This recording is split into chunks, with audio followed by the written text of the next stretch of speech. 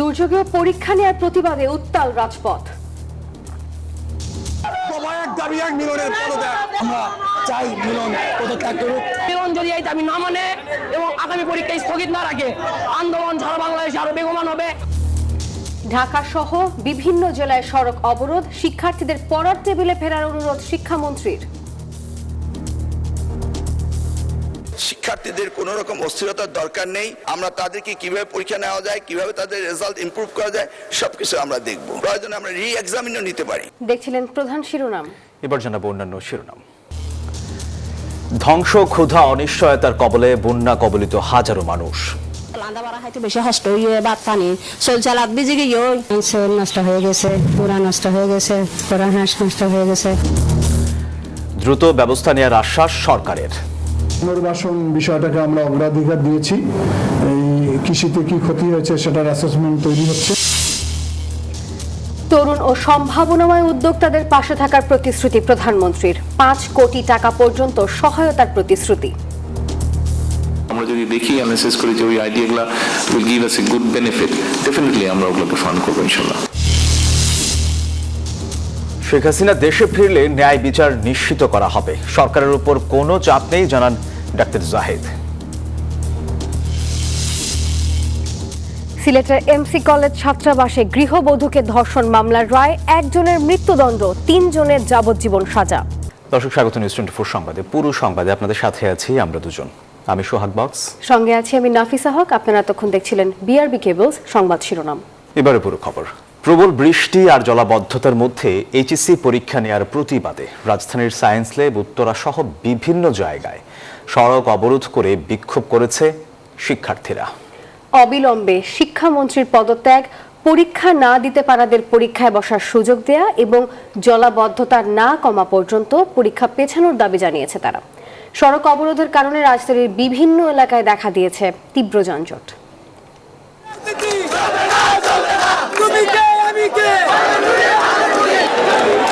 শিক্ষামন্ত্রীর পদত্যাগ সহ 3 দফা দাবিতে শিক্ষার্থীরা সায়েন্স ল্যাব এলাকার সড়ক অবরোধ করে বিক্ষোভ শুরু করে। ঘণ্টাব্যাপী অবস্থানে বন্ধ হয়ে যায় যান চলাচল, আশপাশের এলাকায় সৃষ্টি হয় যানজট। পরে তারা নীলক্ষেত হয়ে পৌঁছায় ঢাকা বিশ্ববিদ্যালয় ক্যাম্পাসে। তাদের বাধা দেয় ঢাবি শিক্ষার্থীরা। মুখোমুখি অবস্থানে দেখা দেয় উত্তেজনা। পুলিশ ও ছাত্রদলের চেষ্টায় ক্যাম্পাস ছাড়ে আন্দোলনকারীরা। তারা তাদের ক্যাম্পাসে আন্দোলন করুক, এটা যৌক্তিক হয়, কিন্তু তারা তাদের ক্যাম্পাস বাদ দিয়ে বা শিক্ষামন্ত্রী বাদ দিয়ে আমাদের ক্যাম্পাসে এসে আন্দোলন করতে, এটা পুরোটা অযৌক্তিক একটা বিষয়। পিএম আছে এই জায়গাটা, তার সিকিউরিটি ইনশিওর করতে হবে, এটা তো সবাই জানে। ওনারা হঠাৎ করে এদিক দিয়ে আসবে, আর এখানে তো শিক্ষামন্ত্রী নয় যে তার কাছে দাবিটা করবে। ছাত্ররা তারা বুঝে তাদের বক্তব্যটা এখানে পেশ করে তারা চলে যায়। এরপর শিক্ষার্থীরা জড়ো হয় ঢাকা শিক্ষা বোর্ডের সামনে। সেখানে শিক্ষামন্ত্রীকে পদত্যাগের আলটিমেটাম দেওয়া হয়। এক দফা এক দাবি শিক্ষামন্ত্রীর পদত্যাগ এবং পরীক্ষা স্থগিত করতে হবে এই অস্থিতিশীল অবস্থায়। আমরা লং মার্চ রাখবো, জুলাইতে যেভাবে ডেকেছি এভাবেও রাখবো। এই স্টুডেন্টের সাথে আইসা এখানে রাজনীতি খেলা খেলতেছে 2 দিন পরে পরে, এগুলো কি আমাদের টাইম? এদিকে একই দাবিতে উত্তরার বিএনএস সেন্টারের সামনে সড়কে অবস্থান নেয় শিক্ষার্থীরা। আবহাওয়া পরিস্থিতি স্বাভাবিক না হওয়া পর্যন্ত পরীক্ষা স্থগিত রাখা ও পদার্থবিজ্ঞানে ভুল প্রশ্নের ব্যাপারে কি করা হবে সেই বিষয়ে সিদ্ধান্ত নেয়ার দাবি জানান শিক্ষার্থীরা। তার পদত্যাগ চাই আমরা, কারণ একজন শিক্ষামন্ত্রী আছে আমরা আশা করি না। মেন দাবি হচ্ছে আমরা শিক্ষামন্ত্রীর পদত্যাগ চাই। ঢাকা ময়মনসিংহ মহাসড়ক অবরোধের ফলে বন্ধ হয়ে যায় যান চলাচল। ভোগান্তিতে পড়েন সাধারণ মানুষ। একাধিক স্থানে সড়ক অবরোধের প্রভাব পড়ে রাজধানী জুড়ে। রিশাদ হাসান, নিউজ 24, ঢাকা। দর্শক, যেমনটি জানাচ্ছিলাম যে এই শিক্ষার্থীদের অবরোধের কারণে কিন্তু গোটা রাজধানী জুড়ে তীব্র যানজটের দেখা দিয়েছে। আমি একটু সোহাগ আপনার কাছে জানতে চাই যে আপনি তো কিছুক্ষণ আগে অফিসে এসেছেন, রাস্তাঘাটের অবস্থা কেমন ছিল? পুরোপুরি ব্লক বলা যেতে পারে। আমি কালশি হয়ে আসলাম, সেই রাস্তাটা পুরোটাই ব্লক। আমরা একটু আগে দেখছিলাম যে ঢাকা ময়মনসিংহ রোডে পুরো যানজটে পরিপূর্ণ। এতে আসলে ভোগান্তির শেষ নেই। সেই সাথে ওরা শিক্ষামন্ত্রীর পদত্যাগ চাচ্ছেন ছাত্রীরা। আমরা একটু এই বিষয়ে জানতে চাই। এই মুহূর্তে আমাদের একজন সহকর্মী রয়েছেন মানিক মে এভিনিউতে, সহকর্মী বদরুল আলম শাওন। এই মুহূর্তে সংসদের সামনের চিত্র কি দেখছেন এবং বিক্ষোভকারীরা আসলে কি বলছেন জানাবেন আমাদের। ধন্যবাদ রিশাদ আপনাকে। আপনি তো আসলে সারাদিন ধরেই এই যে শিক্ষার্থীরা যে আন্দোলন করছে বৈরী আবহাওয়া এবং জলাবদ্ধতার মধ্যে এইচএসসি পরীক্ষা নেয়ার প্রতিবাদে এবং শিক্ষামন্ত্রীর অসংলগ্ন কথা বলার অভিযোগের ভিত্তিতে তারা যে আন্দোলন করছে সেই আন্দোলনটা আপনি কাভার করছিলেন। আমি সেই আন্দোলনেরই একটি অংশ কিন্তু এই যে মানিক মিয়া এভিনিউয়ের সংসদ ভবনের সামনে অবস্থান করছে। বিকেল 5টার দিকে তারা রাজধানীর সায়েন্স ল্যাব মোড় থেকে তারা এই সংসদ ভবনের সামনে আসে এবং এখানে অবস্থান নেয়। তবে এখানে এসে তারা কিন্তু পুরো এই দুই পাশে সড়ক অবরোধ করে দিয়েছিল, কিন্তু আধা ঘন্টা আগে এখানে যে আইন শৃঙ্খলা বাহিনী রয়েছে সেই আইন শৃঙ্খলা বাহিনী কিন্তু এই দুই পাশের সড়কের তারা যে প্রতিরোধ গড়ে তুলেছিল, বাধা তৈরি করেছিল, সেগুলো সরিয়ে দিয়েছে এবং যান চলাচল এখন আসলে স্বাভাবিকই বলা চলে। পাশাপাশি আমরা দেখছি যে আন্দোলনকারী যারা পরীক্ষার্থী রয়েছে, বিশেষ করে এইচএসসি পরীক্ষার্থী, তাদের একটি অংশ কিন্তু এখনও সড়কে অবস্থান করছে, তারা সড়কের মাঝখানেই অবস্থান করছে। তবে আমরা দেখেছি যে সময়ের পরিক্রমায় কিন্তু এই যে যারা সড়কে রয়েছে এই মুহূর্তে আন্দোলনকারী, তাদের সংখ্যা কিন্তু ধীরে ধীরে কমে আসছে। বা যারা তখন বিশেষ করে বিকেল 5টার দিকে তারা যখন এই মানিক মিয়া এভিনিউয়ের সামনে এসেছিলেন তখন কিন্তু আরও অনেক আন্দোলনকারীকে আমরা দেখতে পেয়েছি। কিন্তু যখনই দেখা গেছে যে এই তাদের যে মূল যে 3টি দাবি, যে বিশেষ করে গত 13 তারিখের এইচএসসি পরীক্ষা এই পরিবর্তনের দাবি এবং আগামীকালকের যে পরীক্ষা সেই পরীক্ষাটি পেছানোর যে দাবি, সেই দাবিগুলোর বিষয়ে কিন্তু মন্ত্রণালয় থেকে কিন্তু এক ধরনের আশ্বাস দেওয়া হয়েছে যে এই বিষয়গুলো তারা বিবেচনা করবে এবং যদি বৈরী আবহাওয়া এবং প্রশাসনিক কোনো জটিলতার কারণে কেউ যদি পরীক্ষা দিতে না পারে তাদের পরীক্ষা নেওয়ার বিষয়টি পুনর্বিবেচনার যে কথাবার্তা বলা হচ্ছে, এসব আশ্বাসের পরপরই কিন্তু দেখছি অনেকেই কিন্তু আসলে সরে যাচ্ছেন। তো এখনও আন্দোলন চলছে, আমরা দেখছি কিছু আন্দোলনকারী এখনও সড়কে অবস্থান করছে। এই ছিল এখন পর্যন্ত আমার কাছে সর্বশেষ সংবাদ। জি, ধন্যবাদ আপনাকে। শিক্ষামন্ত্রীর পদত্যাগ দাবিতে বিক্ষোভ হয়েছে চট্টগ্রাম, বরিশাল, ময়মনসিংহ সহ দেশের বিভিন্ন বিভাগীয় এবং জেলা শহরগুলোতে। সব শিক্ষা বোর্ডের পরীক্ষা স্থগিত, পরীক্ষার প্রশ্নপত্রে ভুলের সঙ্গে জড়িতদের শাস্তি সহ 3 দাবিতে সড়ক অবরোধ করে সমাবেশ করেন কলেজ শিক্ষার্থীরা। চট্টগ্রাম শিক্ষা বোর্ডের প্রধান ফটকের সামনে অবস্থান নেন শিক্ষার্থীরা। এ সময় সড়কে যান চলাচল বন্ধ হয়ে তীব্র যানজটের সৃষ্টি হয়। পরীক্ষার্থীদের অভিযোগ, জলাবদ্ধতায় সময়মতো কেন্দ্রে পৌঁছাতে পারেননি অনেকে। অবিলম্বে শিক্ষামন্ত্রীর পদত্যাগ দাবি করেন তারা। শিক্ষামন্ত্রী আমাদেরকে বলছেন যে আমেরিকার মানের শিক্ষা ব্যবস্থা জানেন, তো আমেরিকা তো টেকনোলজির দিক দিয়ে অনেক উন্নত, কিন্তু আমাদের বাংলাদেশের কবি কোন সালে মৃত্যুবরণ করছে, কোন সালে জন্মগ্রহণ করছে, চার্লস বেবিস কোন সালে জন্মগ্রহণ করছে, এগুলো না শেখায়। চার্লস বেবিস কিভাবে আমাদেরকে কম্পিউটার কিভাবে বানাইছে ওগুলো আমাদেরকে শিখালে আমরা বেশি উপকৃত হব। এই মন্ত্রী পরিষদে এদেরকে যে বসে বসে খাওয়াচ্ছে, আমাদের টাকা, জনগণের টাকা দিয়ে যে খাওয়াচ্ছে, এটাকে আদতে আমাদের যে জিনিসটা, আমাদের যে অধিকার থেকে আমরা বঞ্চিত হচ্ছি না। বরিশালেও শিক্ষা বোর্ডের সামনে বিক্ষোভ ও মহাসড়ক অবরোধ করেন শিক্ষার্থীরা। পরীক্ষা নেওয়া সহ অভিন্ন প্রশ্নপত্র কঠিন হওয়ার অভিযোগ তুলেন তারা। এতে চরম দুর্ভোগে পড়েন মানুষ। আমরা কি শিক্ষার্থীরা লেখাপড়া করে ফার্মের মুরগি হিসেবে গণ্য হব? এটা কখনোই একটা দেশের ভবিষ্যৎ নির্ধারণ করে না। আজকের মূল দাবি হচ্ছে মিলনের পদত্যাগ, এটাই আমাদের মূল দাবি, এর থেকে কোনো বড় দাবি নাই। ময়মনসিংহের টাউন হল চত্বরে কর্মসূচি থেকে পুনঃ পরীক্ষা নেয়ার দাবি জানান বিক্ষুব্ধরা। প্রশ্নপত্রের বিভিন্ন ত্রুটি ও শিক্ষার্থীদের নিয়ে মন্ত্রীর মন্তব্যের অভিযোগ তুলে রাজশাহী শিক্ষা বোর্ড ঘেরাও করা হয়। উনি কি দেখে না শিক্ষার্থীদের কষ্ট? উনি কি বোঝেন আমাদের কষ্ট? উনি কিভাবে বলে যে আমরা ফার্মের মুরগি? শিক্ষামন্ত্রী কেন এই কথা বললো? উনি প্রকাশ্যে এসে সবাইকে জবাবদিহিতা করবে। যদি আমাদের দাবি যুক্তি হয়, আমাদের দাবি উনি পদত্যাগ করবে। একই দাবিতে বগুড়ায়ও বিক্ষোভ মিছিল ও সমাবেশ করেছেন এইচএসসি পরীক্ষার্থীরা। বৃষ্টির মধ্যে হাঁটু বানিয়ে মাথা বানিয়ে ওটা কি মাছ চাষ করবার কাছে না পরীক্ষা দেওয়ার কাছে? আমরা এরকম নেতৃত্ব চাই না আমাদের শিক্ষার মতন একটা জায়গায়। Desk report, news 24। আন্দোলনরত শিক্ষার্থীদের সড়ক ছেড়ে পড়ার টেবিলে ফিরে যাওয়ার অনুরোধ জানিয়েছেন শিক্ষামন্ত্রী আনম এহসানুল হক মিলন। যেসব কেন্দ্রে সমস্যা হয়েছে সেখানে প্রয়োজনে আবারও পরীক্ষা নেওয়ার আশ্বাস দিয়েছেন তিনি জানিয়েছেন পদার্থবিজ্ঞানের 2টি ভুল প্রশ্নে পূর্ণ নম্বর দেওয়া হবে। সংসদে এক প্রশ্নের জবাবে এসব কথা বলেন শিক্ষামন্ত্রী।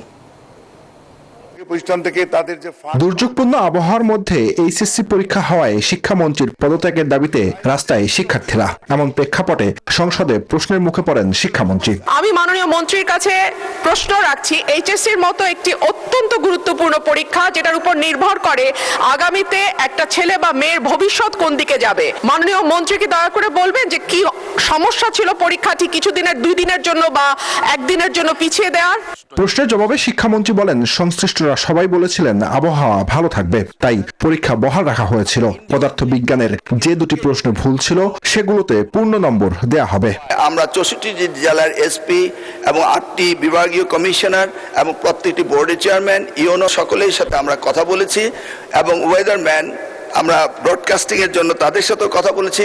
তারা বলল যে বৃষ্টি হবে না, সেই কথাটি তারা বলেছে। বিকেল 5টা পর্যন্ত আমরা বসে থেকে সিদ্ধান্ত নিলাম যে সকলেই বলল যে ওয়েদার ভালো হবে, সেই জন্য আমরা পরীক্ষা রেখেছি। ফিজিক্সের 6 এবং 7 2টি কোশ্চেন ভুল হয়েছে, সেটাকে আমরা ফুল ক্রেডিট দিয়ে দেব। আরেক প্রশ্নের জবাবে শিক্ষামন্ত্রী জানান, যেসব পরীক্ষা কেন্দ্রে ভুল ত্রুটি হয়েছে সেখানে প্রয়োজনে আবার পরীক্ষা নেওয়া হবে। যদি কোথাও আমাদের প্রশাসনের দুর্বলতার কারণে কোনো শিক্ষা প্রতিষ্ঠানে পানি ওঠার পর যদি পরীক্ষা না দিতে পেরে থাকে, এই জরিপটা আমাদের কাছে আসার পরে আমরা সেইভাবে প্রয়োজনে আমরা রি-এক্সামিনও নিতে পারি। সেই জন্যই আবার অনুরোধ করব, শিক্ষার্থীরা যার যার পড়ার টেবিলে ফিরে যাক। আমরাই উদ্বিগ্ন তাদের চেয়ে বেশি কিভাবে তাদেরকে আমরা পরীক্ষা সঠিকভাবে নেব। আগামী বছর থেকে এইচএসসি পরীক্ষা ডিসেম্বর বা জানুয়ারি মাসে নেওয়ার পরিকল্পনা সরকারের রয়েছে বলেও জানান শিক্ষামন্ত্রী। বিদ্যালয় নেই। জুবাইর সানি, নিউজ 24, ঢাকা। দেশের সম্ভাবনাময় উদ্যোক্তাদের 5 লাখ থেকে 5 কোটি টাকা পর্যন্ত আর্থিক সহায়তা দেবে সরকার। আইসিটি বিভাগের 500 কোটি টাকার স্টার্টআপ তহবিল থেকে দেয়া হবে এই অর্থ। সকালে ঢাকা বিশ্ববিদ্যালয়ে এক অনুষ্ঠানে এই ঘোষণা দেন প্রধানমন্ত্রী তারেক রহমান। তিনি জানান, জামানতবিহীন এই অর্থায়নের জন্য কাজ করবে একটি সম্পূর্ণ নিরপেক্ষ কমিটি। তারুণ্য, স্টার্টআপ ও সম্ভাবনা বাংলাদেশ এই শিরোনামে ঢাকা বিশ্ববিদ্যালয়ের নবাব নওয়াব আলী চৌধুরী সিনেট ভবনে আয়োজন করা হয় বিশেষ এই অনুষ্ঠান। ঢাকা বিশ্ববিদ্যালয়ের সহযোগিতায় তথ্য ও যোগাযোগ প্রযুক্তি বিভাগ আয়োজিত এই অনুষ্ঠানে প্রধান অতিথি ছিলেন প্রধানমন্ত্রী তারেক রহমান। ভূমিকা পালন করছে। অনুষ্ঠানে প্রধানমন্ত্রী জাতীয় স্টার্টআপ ও উদ্যোক্তা প্ল্যাটফর্মের আনুষ্ঠানিক উদ্বোধন করেন। ঘোষণা দেন তরুণ উদ্যোক্তাদের তহবিল সরবরাহের। এন্টারপ্রেনার যদি কোনো নতুন আইডিয়া নিয়ে আসে এবং আমরা যদি দেখি অ্যানালাইসিস করি যে ওই আইডিয়াগুলো will give us a good benefit, definitely আমরা ওগুলোকে ফান্ড করবো ইনশাল্লাহ। আমরা 5 লাখ টাকা থেকে 5 কোটি টাকা পর্যন্ত একজন স্টার্টআপ যে উদ্যোক্তা তাকে আমরা সহায়তার চেষ্টা করব। উদ্বোধনী অনুষ্ঠানে ঢাকা বিশ্ববিদ্যালয়ের শিক্ষার্থীদের বিভিন্ন প্রশ্নের সরাসরি জবাব দেন প্রধানমন্ত্রী। জানান, সরকারি অর্থে শতভাগ জবাবদিহিতা নিশ্চিত করেই এই তহবিল পরিচালিত হবে। আমার সরকারের অবস্থান থেকে আমি বলতে পারি, আমরা আছি আপনাদের সাথে, আপনাদেরকে হেল্প করার জন্য, আপনাদেরকে পথ দেখানোর জন্য, আপনাদের পাশে দাঁড়ানোর জন্য আমরা আছি। কতটুকু পারবো আমি জানি না, বাট আমরা আছি। নতুন উদ্বোধন হওয়া জাতীয় স্টার্টআপ প্ল্যাটফর্মটি উদ্যোক্তাদের জন্য একটি কেন্দ্রীয় ডিজিটাল লঞ্চপ্যাড হিসেবে কাজ করবে। এখন থেকে সরকারি সহায়তা, আবেদন প্রক্রিয়া, প্রশিক্ষণ, মেন্টরিং ও বিনিয়োগের সব সুবিধা এক ছাতার নিচে পাবেন তরুণরা। আপনার এই প্রশ্নের উত্তরটা আল মোহাইমিনুল খান, নিউজ 24, ঢাকা। বন্যার পানি ধীরে ধীরে নামছে, কিন্তু রেখে যাচ্ছে ধ্বংসস্তূপ, ক্ষুধা আর অনিশ্চয়তার দীর্ঘশ্বাস। কক্সবাজারের চকরিয়া, রামু, লামা এবং তার আশেপাশের অনেক এলাকায় এখনো ঘরে ফিরতে পারছেন না হাজারো মানুষ। আর যারা ফিরেছেন তাদের ঘরে নেই থাকার মতো পরিবেশ, নেই রান্নার ব্যবস্থা, নেই জীবিকা। পানির সঙ্গে যেন ভেসে গেছে মানুষের বহু বছরের সঞ্চয়। দর্শক, মেহেদী হাসান সুমনের ক্যামেরায় নাইম আল জিকুর রিপোর্ট। পানি নেমেছে, কিন্তু উঠানে জমে আছে পুরু কাদা। চোখে পড়ে ভেঙে পড়া ঘর, নষ্ট হয়ে যাওয়া আসবাব, ভেসে যাওয়া ধান চাল আর স্মৃতির শেষ চিহ্ন। কারো রান্নাঘরে নেই চুলা, কারো শোবার ঘরে নষ্ট হয়েছে খাট, কারো গোয়াল ঘর এখন খালি। বন্যার স্রোত কেড়ে নিয়েছে গবাদি পশু, ফসল আর জীবিকার শেষ অবলম্বন। লান্দা বাড়া খাইতে বেশি কষ্ট হয়ে বাদ পানি চলছে, লাদ ভিজে গিয়ে ধান চল নষ্ট হয়ে গেছে, পুরা নষ্ট হয়ে গেছে, পুরা হাঁস নষ্ট হয়ে গেছে। দেখতেছেন তো আমাদের ঘর বাড়ি তো অনেক খারাপ হয়ে গেছে, আর বন্যার পানি আজকে নামছে। বেশি দুর্ভোগে শিশু আর বয়স্করা। বিশুদ্ধ পানির সংকটে বাড়ছে পানিবাহিত রোগের সংখ্যা। অনেক এলাকায় এখনো নষ্ট টিউবওয়েল, অচল স্যানিটেশন ব্যবস্থা। নষ্টই চলছিল, নষ্টই চলছিল, নষ্টই দাম। বাসলর পেট খারাপ হয়েছে, তো ভাত খানা ফিনা খাই পারে, তো খাবার পানি তো ফাইকুক গেছে দিয়া তখন ডেকে আনি। ত্রাণ মিললেও তা প্রয়োজনের তুলনায় অপ্রতুল। এক বেলা খাবার মিললেও পরের বেলার চিন্তায় কাটছে অসংখ্য পরিবারের দিন। এখানে তো ট্রাম দেয় নাই, ট্রাম দিছে ওইদিকে খালার সারের দিয়ে, এখানে কোনো কিছু দেয়নি। সত্তর হানার হার ঠিক নেই, টাকার হারও ঠিক নেই, কিছু নাই। কৃষকের জমিতে এখন সবুজ ধানের বদলে কাদার স্তূপ, দিনমজুরের হাতে কাজ নেই। তাই বন্যার পানি নেমে গেলেও দারিদ্র্য আর অনিশ্চয়তার পানি যেন নামছেই না। বন্যা কয়েকদিনের ছিল, কিন্তু এর ক্ষত বয়ে বেড়াতে হবে মাসের পর মাস। ঘর বাঁধা, ফসল ফলানো, নতুন করে সংসার গড়া, এখন এসবই এই মানুষগুলোর জন্য কঠিন এক যুদ্ধ। নাইম আলচিকো, নিউজ 24, পেকুয়া, কক্সবাজার। দেশের চলমান বন্যায় ক্ষতিগ্রস্তদের ত্রাণ, কৃষি উপকরণ, প্রাণী সম্পদের খাদ্য এবং পুনর্বাসনে দ্রুত ব্যবস্থা নেওয়া হবে বলে জানিয়েছে সরকার। সকালে এলজিআরডি মন্ত্রী মির্জা ফখরুল ইসলাম আলমগীরের সভাপতিত্বে অনুষ্ঠিত আন্তঃমন্ত্রণালয় বৈঠকে এই সিদ্ধান্ত হয়। এখন পর্যন্ত বন্যায় 54 জনের মৃত্যু হয়েছে বলে জানানো হয়, আর ক্ষতিগ্রস্ত হয়েছে প্রায় 6.5 লাখ পরিবার। চট্টগ্রাম, পার্বত্য চট্টগ্রাম সহ বন্যা কবলিত এলাকায় পানি কমতে শুরু করেছে, বাড়ছে পানিবাহিত রোগ। প্লাবিত এলাকার মানুষ নানা দুর্ভোগে দিন পার করছে।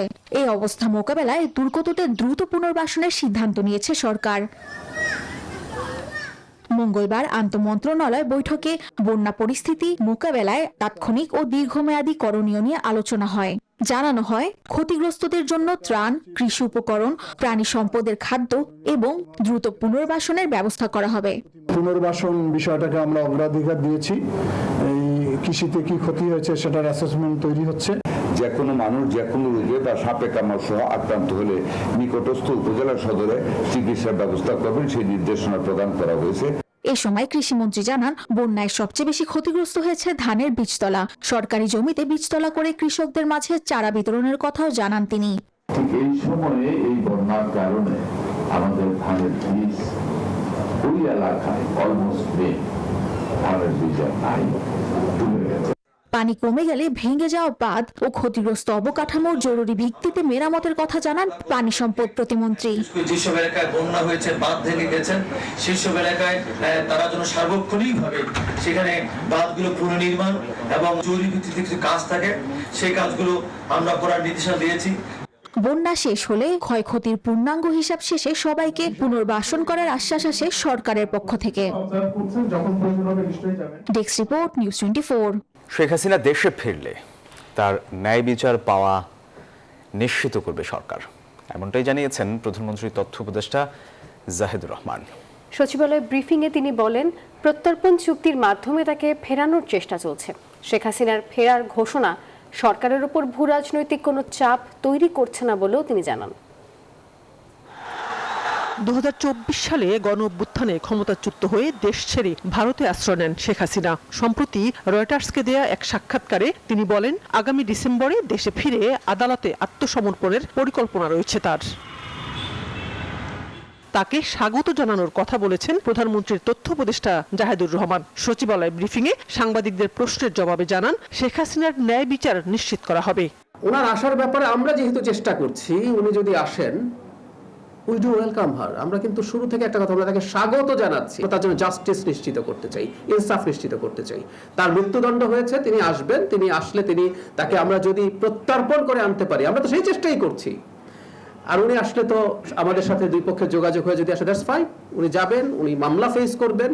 উনি মামলার জন্য আইসিটিতে এখন বিদেশি লয়ার আনারও স্কোপ আছে। পৃথিবীর শ্রেষ্ঠতম লয়ার তিনি আনুন, তিনি তাকে ডিফেন্ড করার চেষ্টা করুন। কার্যক্রম নিষিদ্ধ আওয়ামী লীগ সভাপতিকে মৃত্যুদণ্ড দিয়েছে আন্তর্জাতিক অপরাধ ট্রাইব্যুনাল। বিচার চলছে আরো অনেক মামলার। তাকে ফেরত পাঠাতে ভারতের প্রতি আহ্বান জানিয়ে আসছে ঢাকা। জাহিদুর রহমান বলেন, তার আসার ঘোষণা সরকারের উপর ভূ রাজনৈতিক কোনো চাপ নয়। জিওপলিটিক্যাল এটা কোনো ইস্যু বলে আমি মনে করি না। ওনার কোনো রাজনৈতিক ভবিষ্যৎ এই দেশে আছে বলে আমি শুধু আমার কথা বলছি না, আমি ইভেন যারা আওয়ামী লীগের প্রতিও কিছু সিম্প্যাথাইজার, আমাদের চারপাশে পরিচিত মানুষ আছে, তো তারাও মনে করেন না যে ওনার কোনো রাজনৈতিক ভবিষ্যৎ আছে।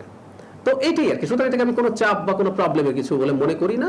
শেখ হাসিনার বিচার ও দণ্ড কার্যকর নিয়ে উপদেষ্টা বলেন, স্বচ্ছ বিচারের মাধ্যমে সব প্রক্রিয়া চলবে।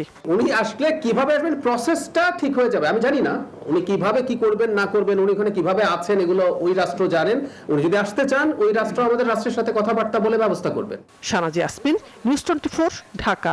সিলেটের এমসি কলেজ ছাত্রাবাসে গৃহবধূকে সংঘবদ্ধ ধর্ষণ মামলায় একজনকে মৃত্যুদণ্ড এবং 3 জনকে যাবজ্জীবন কারাদণ্ড দিয়েছে আদালত। আর দণ্ডপ্রাপ্তরা সবাই নিষিদ্ধ ছাত্রলীগের নেতাকর্মী। খালাস পেয়েছেন 4 আসামি। রায়ে রাষ্ট্রপক্ষের আইনজীবী সন্তোষ জানালেও উচ্চ আদালতে যেতে চান বাদী পক্ষের আইনজীবীরা। নাজাত আহমেদ পুরো কায়েস্তের তথ্য, ছবিতে ডেস্ক রিপোর্ট।